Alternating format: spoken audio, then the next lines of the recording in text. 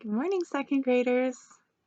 Today is Friday, May 1st. It's May Day, you guys.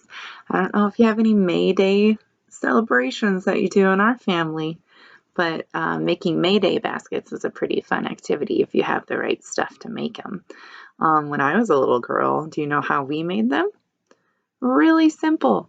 All we did was like staple or tape a bunch of little cupcake liners, those little paper cups that when you make cupcakes at home, we would just put a few of them stacked together so it made a nice stiff little basket. And then we would take pipe cleaner and put a little pipe cleaner over the top of the muffin liners, and then just fill the little cup with little treats, like little individually wrapped candies or nuts or really anything. So maybe you want to do a project like that and give a May Day basket to your brother or your sister. Or maybe wouldn't it be fun to do like a little May Day basket for your pets and put a bunch of their treats in it and then give it to them? They would love that. Okay, so let's get into our learning targets. And today is our last day of the worksheets. From here on out, you will be working on more of like activities and then self-guided learning through the end of the year. So I will be posting the calendar for May, and then on each day of the week, there is an activity idea that we would like for you to try. And it's centered around reading and writing, and there's some math in there too. And the activities are geared towards all ages. So even if you're a fifth grader all the way down to a kindergartner, you should be able to do the activities together as a family, okay? I will still be posting videos every day, so don't worry about that. And we'll still continue our Zoom meetings. We just don't have worksheets in packets. And of course, if you are behind in your worksheets on your packets, this is a great time after this week into next week and the week after to get caught up, because you do need to turn those in, okay? So let's get started then with today's learning target, week 5, day 5 learning targets. Okay. All right, so for reading, let me scroll back up here. For reading, I can read and respond to second grade texts, okay? And then for writing, I can write about a character in a story using correct punctuation and mechanics. So it's the same ones pretty much, except for that top one as we've been working on this week.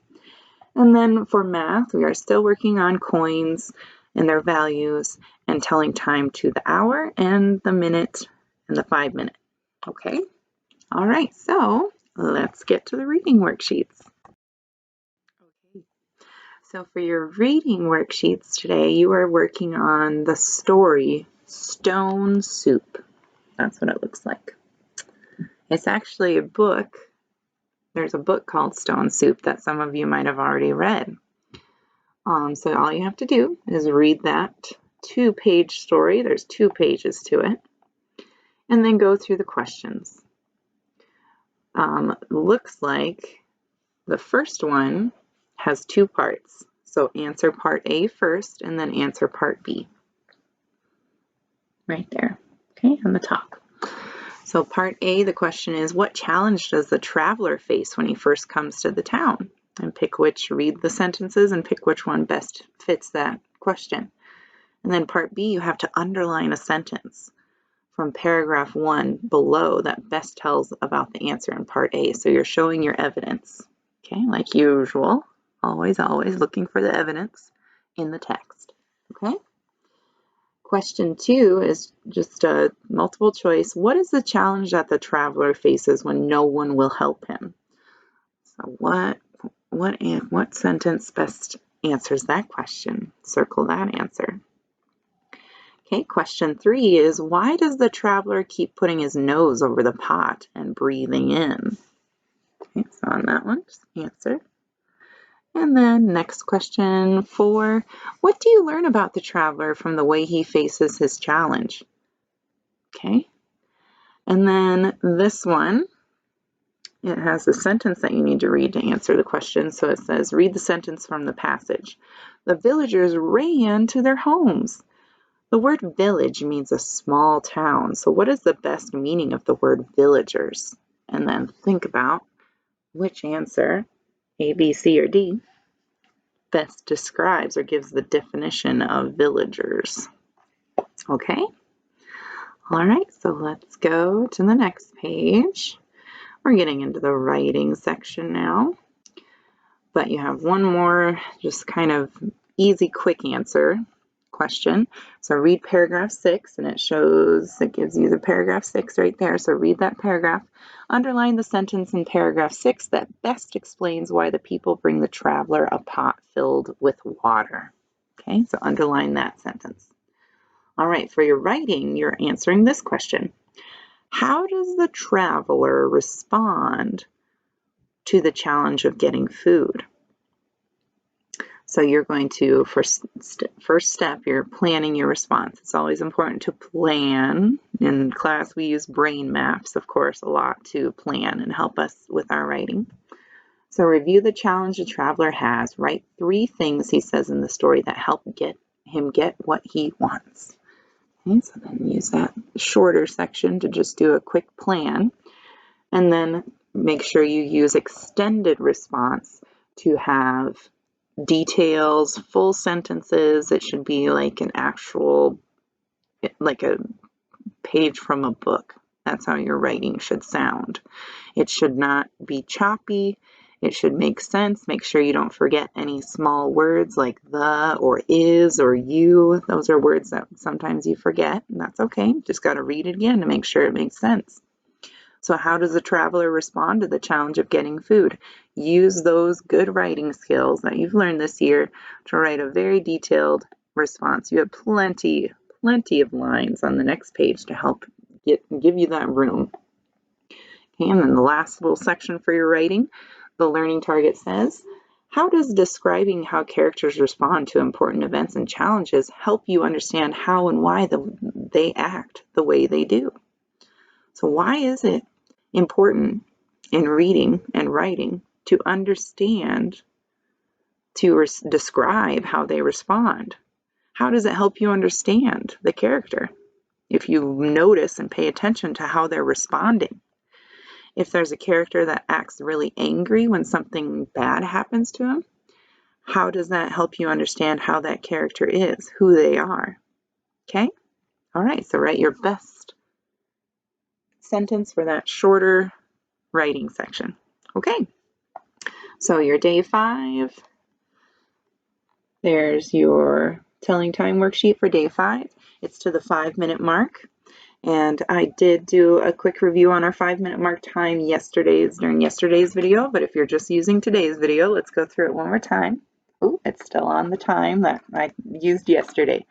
So if we know that we always go to the hour hand, you always look and see if it's in the middle between 2 numbers, you always go back, okay?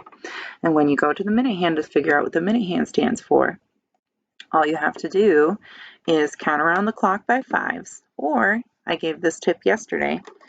If you know that the 6 stands for 30, but you don't know what the 8 stands for, you can use that 6 as like a benchmark number, so you don't have to count all the way around by 5s to 8. All you have to do is start at 6 and then keep counting on by 5. So it'd be 30, 35, 40. Okay? And you can use that really for any spot in the clock. Once you get that figured out, the first trick is memorizing. The big hand is the minute hand and the small hand is the hour hand. And then also remembering this rule that you always look back. You can tell time to any minute.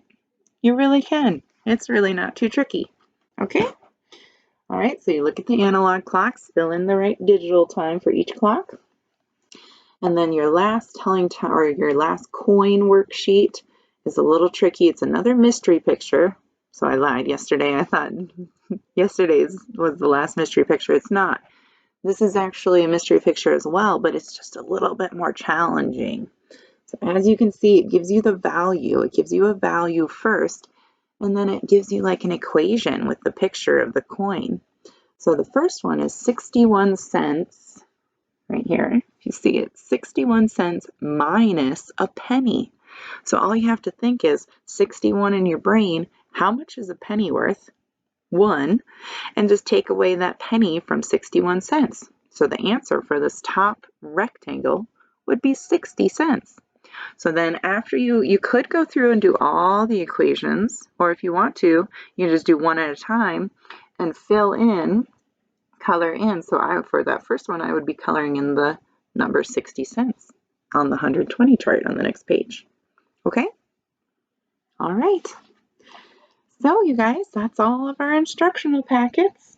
I hope that you didn't suffer too much through these worksheets. I know you guys enjoy your schoolwork very much, but if you have any questions about finishing up your packets or any challenges that you're still having in completing the packets, do not hesitate to let me know. I am here to help. So any questions in any way I can help you, I would love to help. Okay? So I'll see you guys again on Monday, and then of course next week on our Zoom meeting on Wednesday. All right. You guys have a great weekend. Bye-bye.